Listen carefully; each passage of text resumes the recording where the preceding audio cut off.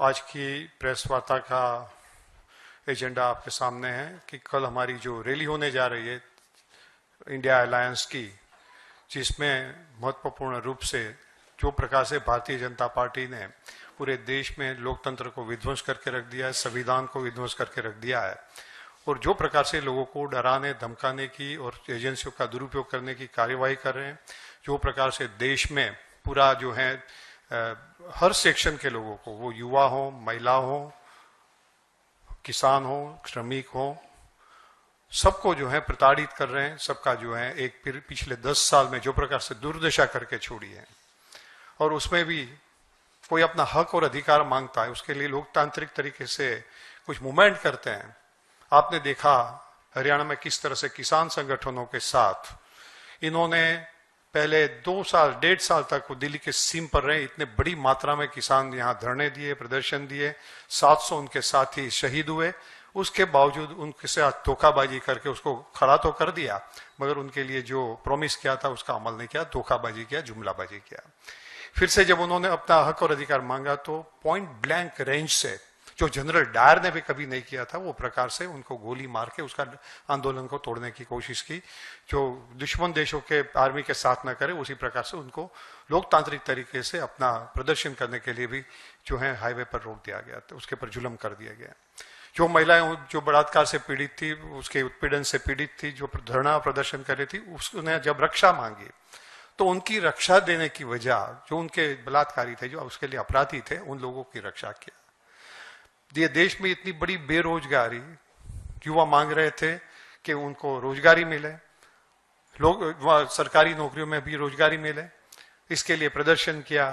उसके पर इतना जम के लाठीचार्ज किया। आज की डेट में भी जो पेपर लीकेज वाले गुजरात से लेके जहां जहां भी भारतीय जनता पार्टी की सरकारें हैं, उसमें कहा जाता है कि उनके कहीं ना कहीं आरएसएस के साथी भी उसमें सम्मिलित होते हैं और पिछले दरवाजे से उसकी कैडर को इसमें सरकारी नौकरियों में लगा देना चाहते हैं, देश के बड़ी मात्रा में युवाओं को अन्याय करना चाहते हैं, वो भी उन्होंने रोक दिया। आज ये परिस्थिति में दमन की परिस्थिति है,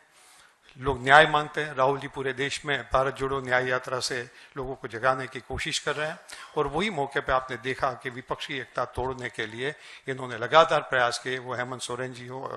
केजरीवाल जी हो, और हमारे कई नेताओं और उनके पार्टी के बड़े बड़े लीडर हो जो कहे हैं, उनके सामने ईडी और सीबीआई के समन्स भेजना, उसकी प्रताड़ना करना, ये इसके विरोध में कल जो है पूरे दिल्ली में बड़ी मात्रा में जो है प्रदर्शन का, रैली का आयोजन किया गया है। उसकी विस्तृत जानकारी आपको मेरे साथी अरविंदर सिंह लवली आपको देंगे। शुक्रिया बाबा जी। लवली जी।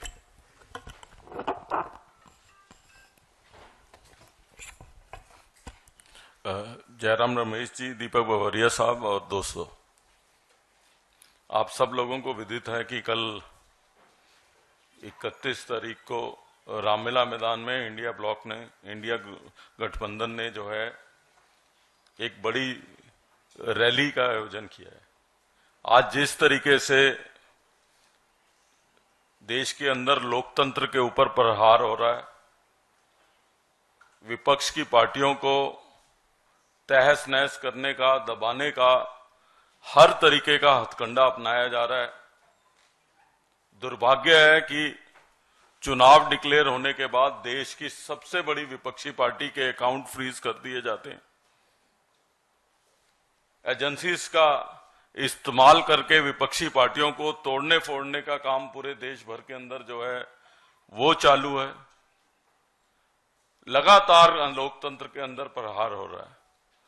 और जिस लोकतंत्र को बचाने के लिए, जिस लोकतंत्र की देश में बहाली के लिए कांग्रेस पार्टी का गठन हुआ था, और हमको ये कहने में कोई शक और शुबा भी नहीं है कि अगर सबसे पहले दोबारा से इस देश के लोकतंत्र को बचाने की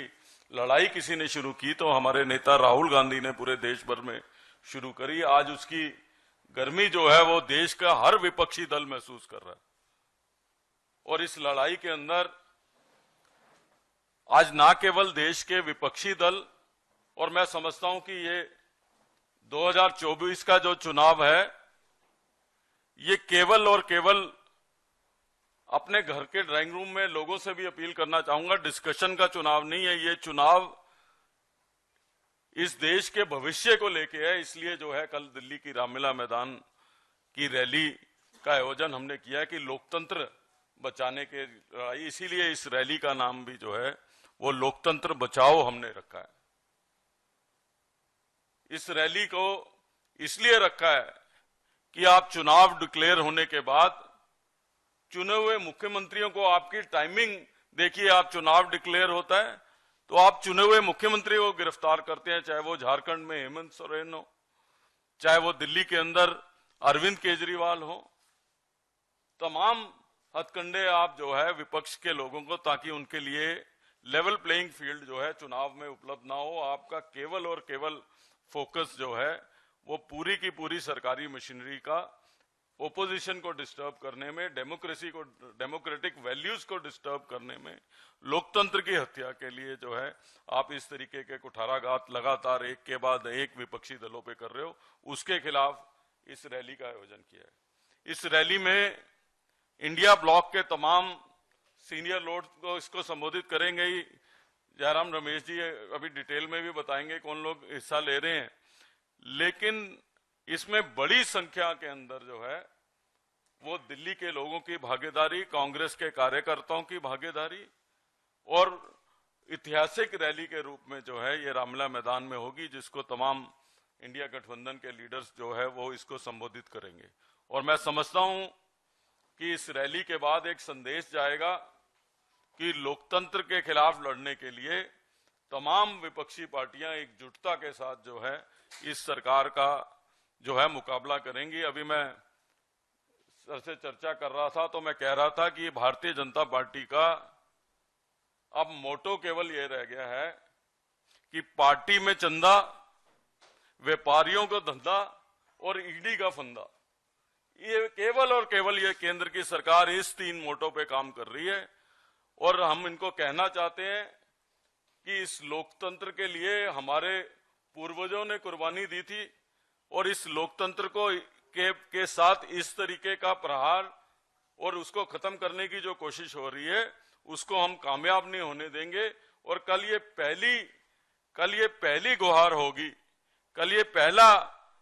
आम जनमानस का जो है वो प्रहार होगा इस सरकार के ऊपर, तो हम इनके मंसूबों को कामयाब नहीं होने देंगे। धन्यवाद।